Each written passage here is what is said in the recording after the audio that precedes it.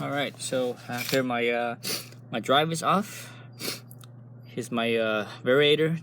Was a brand new variator. I just put this in oh, how long ago did I put this in? I put this in just last week, I believe it was. So drove it around for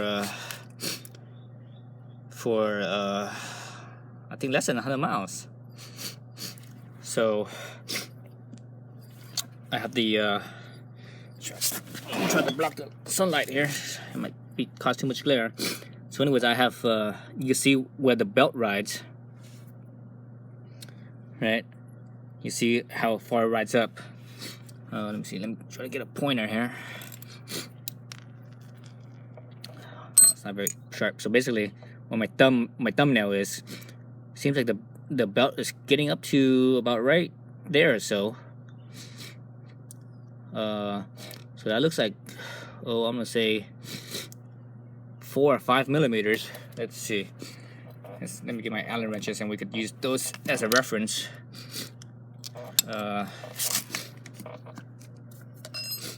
So here's a 5 millimeter Allen wrench.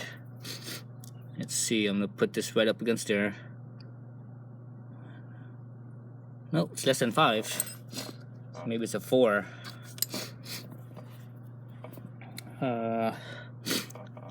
Let's see. Looks like, well, it's actually even less than, well, let's see. So the 4 actually goes up to where the belt is angled, but not you know, if you look at the belt right here, not really, the whole side is not completely angled, I don't think. I think at the very top of the belt here, it's slightly flat, just a tiny bit, or it's not as angled as where these where it has the shape here instead of up here. So the very last, I don't know, millimeter or 2 here is more flat. So again, let me grab a number 3 millimeter Allen and put this against there and see. So it looks like from the top of the variator to where there's no belt touching at all is 3 millimeters. So 3 millimeters on a brand new variator with a brand new belt, and I'm using the stock, the stock roller weights.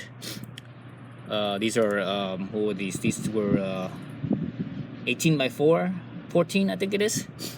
I think that's what they call it, 18 by 14 or 14 by 18 or whatever it is. So anyways, the width is 14 and I think the diameter is 18. Let's see. Oops. Yeah, so the width of it is smaller than diameter. So it's 18 diameter, 14 width here. So 3 millimeters of space left. Remember, what I'm trying to do here is, and I've been playing around with this for quite some time now, is basically trying to get the gearing to be taller. I stock 3 millimeters left. I want this 3 millimeters to be used up. I want the belt to basically ride all the way to the top of here and not further than that. And you look at my other videos, I threw in a washer back here behind, where the spindle is, behind the put the washer behind the plate here. Then I machined down one of these bushings to the same width as that washer, and that actually got me 5 miles an hour more speed.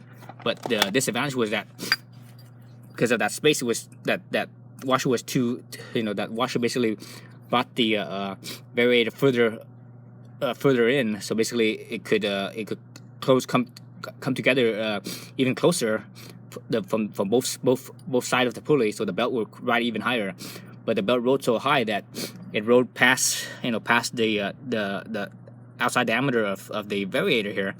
So because of that, and the fit here, everything's very tight. So the pinion gear right here, fitting in here, it was tight enough where, but when the variator was in there with that washer, and let me throw this in real quick so you guys could visually see that. Where the heck did my washer go? Oops, where did my bushing go? Oh, there it is. I'll write this down real quick. So that because of that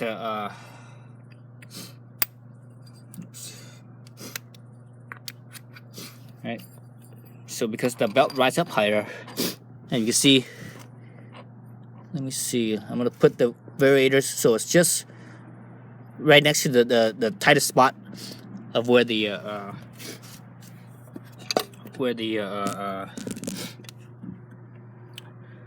you guys see that?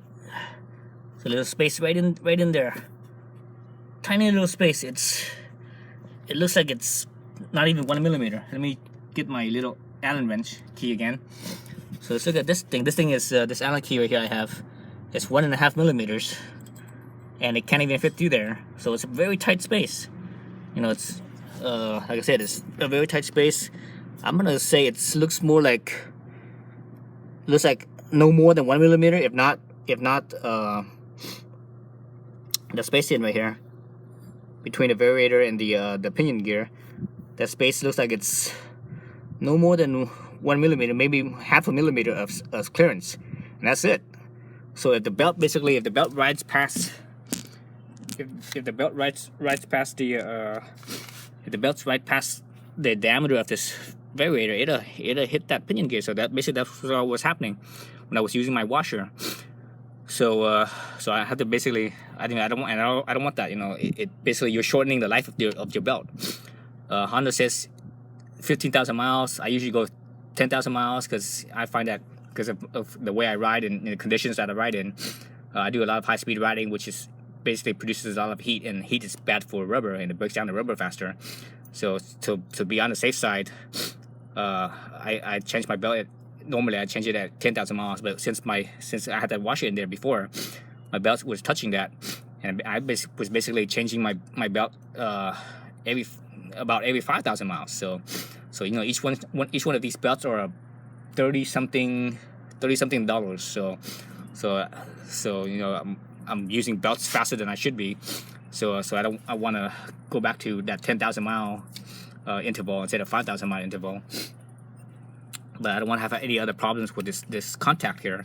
So I need to play around with it. So one thing I did to or I'm gonna do, actually I should say, and not did but gonna do, to get the belt to ride basically up until that outer diameter right here and not beyond that, is I just got some Dr. Pulley roller